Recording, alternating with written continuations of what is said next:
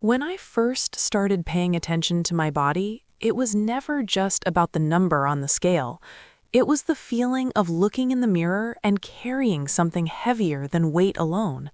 It was the puffiness in my face some mornings, the tightness around my waist by evening, the frustration of eating less, cutting out foods I liked, trying to be good and still feeling swollen, stuck, and strangely out of sync with myself. And that is the part no one says out loud enough. Sometimes the problem is not that you're lazy, weak, or doing nothing. Sometimes the problem is that you're working against your body without understanding what it has been asking for all along. That's why this 3-ingredient gelatin idea caught my attention. Not because I believed in miracles, but because it was so simple it almost seemed unworthy of hope. I started using a small daily bowl made with unflavored gelatin, plain Greek yogurt, and chia seeds.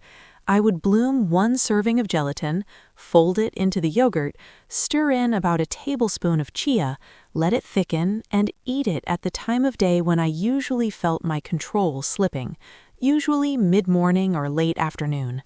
What made it interesting was not fantasy, it was logic. Protein is generally more filling than carbohydrate or fat for many people.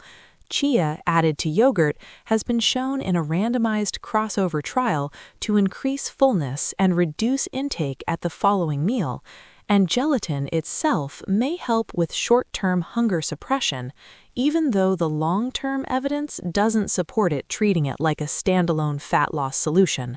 And that's where my perspective changed. I stopped asking, will this melt fat in 1 week? And I started asking, will this help me stop arriving at lunch already desperate? Will this help me stop opening the fridge at night like I'm trying to solve an emotional problem with random bites? By the 2nd and 3rd day, what I noticed first was not a dramatic visual transformation. It was silence, less food noise, less urgency, less of that panicky hunger that makes healthy choices feel fake.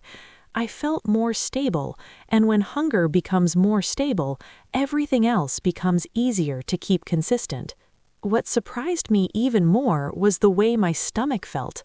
A lot of people describe bloating as if it's always body fat, but sometimes it's also the rhythm of digestion being off, the gut feeling backed up, irritated, or under-supported. Fiber and fluids matter here more than people think. The NIDDK notes that adults need enough fiber and that water helps fiber work better by softening stools and making them easier to pass. Research on fermented dairy suggests that in some people, foods like yogurt or fermented milk may improve digestive comfort, including symptoms like flatulence, constipation, and bloating, although it's not universal and not everyone responds the same way. So when I say this little routine made me feel lighter, I don't mean it performed magic. I mean it may have supported fullness, regularity, and gut comfort in a way that made my body feel less burdened. If you're tired of watching your body weight climb, tired of daily bloating, tired of those stubborn areas that make you feel like your body is ignoring all your effort, we left a practical guide in the first link in the description so you can access it quickly, click, and take a look. Because the real breakthrough is not finding punishment that works better, it's finding support you can repeat without hating your life.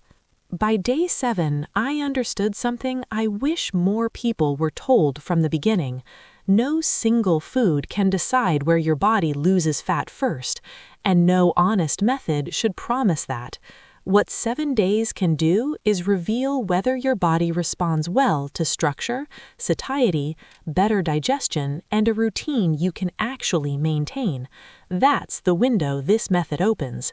You might notice less grazing, less heaviness after meals, better control over portions, and maybe that subtle feeling of waking up less swollen than before. That early shift matters because once someone feels even a small change, hope stops being abstract, and hope is often the beginning of consistency. real weight loss still depends on a healthy eating pattern you can maintain and regular physical activity, not on one hack by itself. And if you feel trapped, like you've tried too many shortcuts already and you don't even know where to start correctly anymore, check the pinned comment too, because there's also a step-by-step method there for anyone dealing with excess body weight, constant bloating, and stubborn fat who wants a simpler, more accessible path. Sometimes the biggest transformation begins when you stop attacking your body and start cooperating with it. When you stop reading every symptom as failure and start reading it as feedback. When you understand that visible change is often the echo of something quieter happening first inside you. Steadier hunger, calmer digestion, less swelling, better choices repeated long enough to become a new identity. That's why I wanted to share this, not as a fantasy, not as a promise that 7 days will erase years, but as proof that the body can respond when it's given something simple, intelligent, and consistent. And if this message found you at the exact moment you were starting to lose faith in yourself, take that as your sign to begin differently this time. Subscribe to the channel, stay with me for the next videos, and let this be the moment you stop chasing punishment and start building real change with clarity, patience, and a method your body can actually say yes to.